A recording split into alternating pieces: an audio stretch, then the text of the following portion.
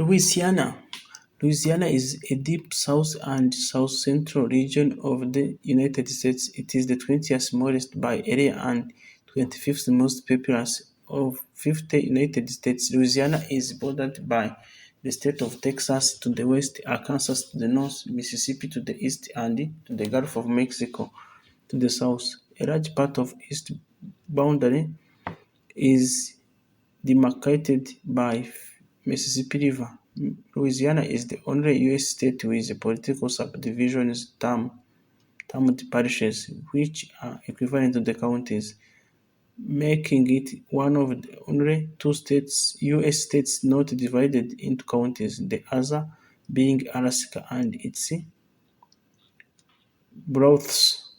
The state's capital is Baton Rouge, and its largest city is New Orleans, with a population of roughly 383,000 people. Some Louisiana urban environments have a cultural, multilingual heritage, being so strongly influenced by a mixture of 18th century Louisiana French, Dominican Creole, Spanish, French, Canadian, Acadian, Native American, and West African cultures that they are considered to be exceptional in U.S.A. before the American purchase of territory in 1803. The present-day U.S. state of Louisiana have been both a French colony and Spanish one. In addition, colonialists imported various West African people as slaves in the 18th century.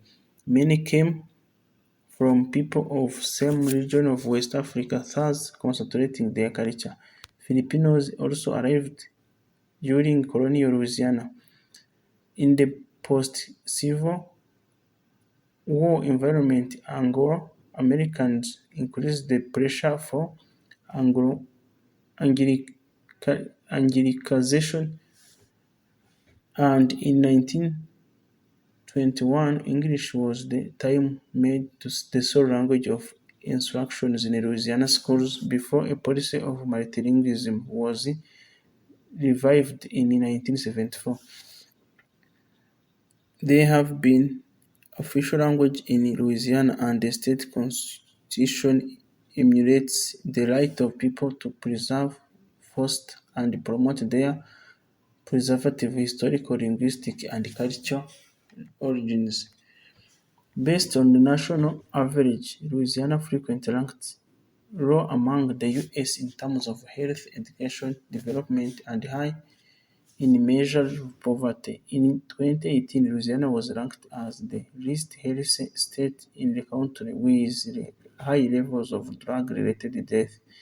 It also had the highest homicide rate in the United States since at least 1990s. Much of the state's land were formed from sediments washed down the Mississippi River, leaving an enormous delta and vast area of coastal marsh and swamp. This contains rich southern biota, typical examples including birds such as ibises and egrets.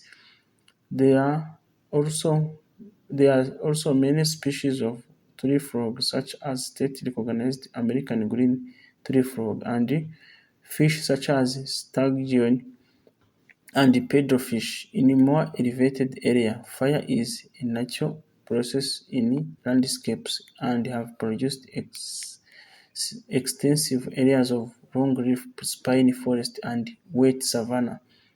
These support an exceptionally large number of plant species, including many species of territorial orchids and carnivorous plants. Louisiana have more Native American tribes than any other southern state, including four that are federally recognized, 10 that are state recognized, and four that have not received recognition.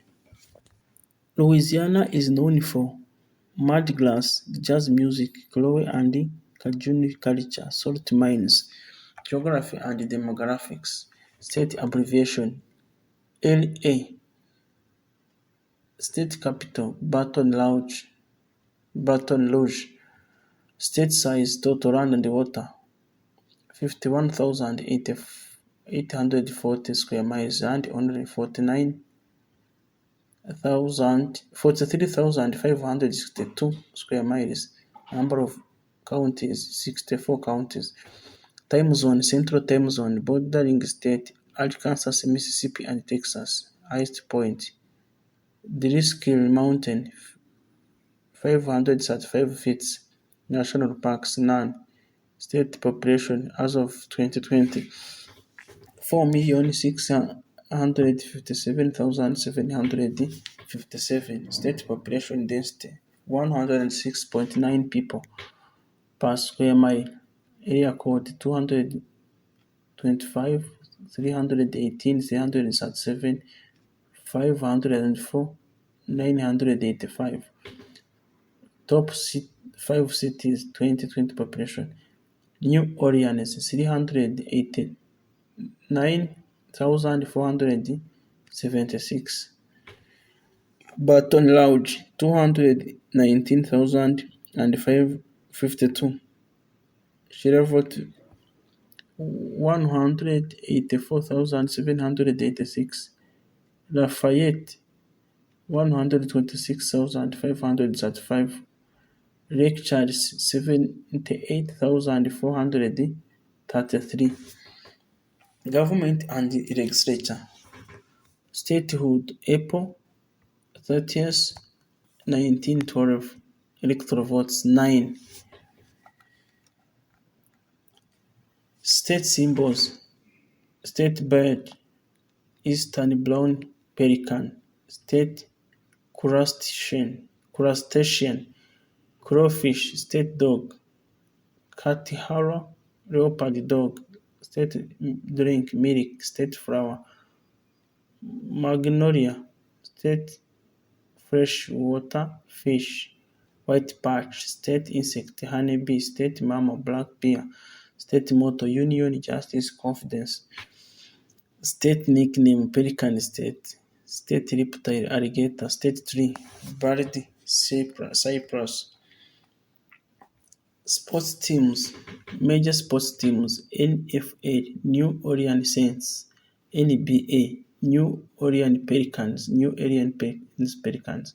USFL New Orleans Breakers. NCAA Division 1 schools. Gambling State University. Southwestern Athletic. University of Louisiana at Lafayette. Sunbelt. University of Louisiana at Monroe. Sunbelt. Louisiana State University. Southeastern. Louisiana Tech University Conference USA. McNair State University Southland. University of New Orleans Southland. Nicholls State University Southland. New Western State University Southland. Southeastern Louisiana University Southland. Southern University Southwest Athletic. Tulane University American Athletics. Table Tennis Club Louisiana. City Abita Spring. North Shore Table Tennis. Popular tourist attractions. Aquarium of Americas. Aquarium in New Orleans, Louisiana. Audubon Zoo in New Orleans, Louisiana. Baton Rouge Zoo in Baton Rouge, Louisiana. Bourbon Street in heart of French Quarter neighborhood in New Orleans, Louisiana. City Park, New Orleans Park in New Orleans. French Quarter, downtown near neighborhood in New Orleans, Louisiana. Garden District, New Orleans neighborhood in New Orleans, Louisiana. Jackson Square, historic park in French Quarter neighborhood of New Orleans, Louisiana. Lake Pontchartrain Lake in New Orleans, Louisiana. Lake Pontchartrain Causeway, longest continuous bridge over water in the world, located at Lake Pontchartrain in New Orleans, Louisiana. Mardi Gras, world tourist attraction in New Orleans, Louisiana. Merson's plantation, historic plantation and bed and breakfast in St. Francisville, Louisiana. New Orleans Museum of Art Museum in New Orleans, Louisiana. Oak Alley Plantation, historical plantation in Vacherie, Louisiana. Preservation Hall, musical venue in French Quarter neighborhood in New Orleans, Louisiana. St. Louis Cathedral in French Quarter neighborhood in Louisiana. National World War II Museum, Military History Museum in New Orleans, Louisiana. Whitney Plantation Museum devoted for slavery located in Wallace, Louisiana. Popular iconic Louisiana food. Louisiana is famous for the following foods: gumbo, string etouffee, po' boy, muffaletta, king cake, beignet, pralines, jambalaya, grillades, yakame, red beans and rice, crawfish boil, and bonde. Famous people born in Louisiana: Pro Football Hall of Fame member Jimmy Taylor, fullback, inducted in 1976. Willie Davis, defensive, inducted in 1981. John Henry Johnson, fullback, inducted in 1987. Terry Bradshaw, quarterback, inducted in 1989. Sherry Joyner, wide receiver, inducted in 1996. Freddie Dean, defensive, inducted in 2008. Marshall Faulk, running back, inducted in 2011. Inez Williams, cornerback, safety, inducted in 2014. Eddie Reed, safety, inducted in 2019. John Ribson, safety, inducted in 2019. Baseball Hall of Fame player Mel Ott, right fielder, inducted in 1951. Bill Dickey, catcher, inducted in 1954. Ted Lyons, pitcher, inducted in 1955. Willard Brown, center fielder, inducted in 2006. Lee Smith, pitcher, inducted in 2019. Naismith Memorial Basketball Hall of Fame player Bob Petty, center forward, inducted in 1971. Billy Russell, inducted in 1975, center. Willis Reed, forward, inducted in 1982. Elvin Hayes, center forward, inducted in 1990. Robert Parrish, center, inducted in 2003. Sid Drexler, guard forward, inducted in 2004. Joe Dumas, guard, inducted in 2006. Kyla Malone, forward, inducted in 2010. Famous actor and actress Ellen DeGeneres from Louisiana. Jared Leto, Tyler Perry, Reese Witherspoon. Famous singers Harry Connick Jr., Lil Wayne, Hank Williams Jr. Fun facts about Louisiana. Louisiana was named in honor of King Louis XVI of France. Louis XVI. Louisiana has the tall state capitol building in the United States. It is 450 feet tall and has 34 stories. Lake Pontchartrain Causeway in Louisiana is the longest continuous bridge over water in the world.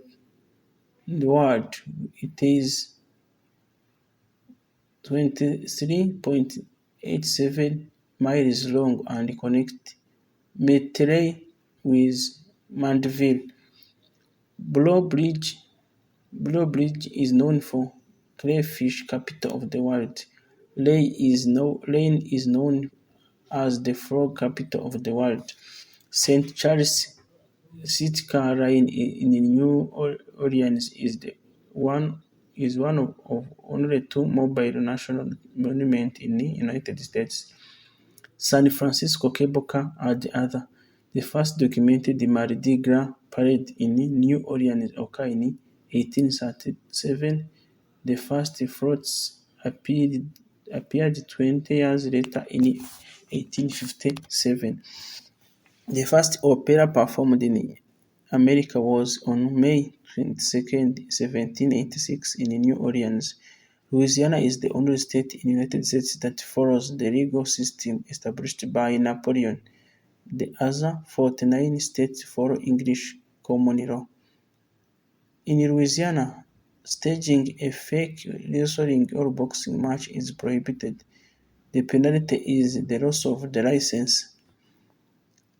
In 2007, Louisiana became the last state to ban cockfighting. Thank you very much for being with us. This is Asha Store. We are talking about Louisiana, one of the 50 states in the United States. If you are new here, you can subscribe, comment, and share so that you can not miss anything from our channel. See you in the next videos where we are focusing about all states in the United States. Louisiana is home for all the origin of Ellen DeGeneres.